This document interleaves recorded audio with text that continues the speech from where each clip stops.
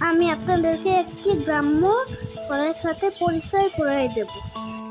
ফলটি সাধারণত গ্রামের বাগানে বেশি হয়। এই ফল গাছটি আমার বাড়ির পুকুরের কিনারায় হয়েছে। ফল গাছটি আমার দাদা আমার জন্য সংগ্রহ করে রাখছে। ফলটি দেখতে অনেক সুন্দর। দেখেন আমার বাবা এই ফলটিকে পেড়ে দিচ্ছে।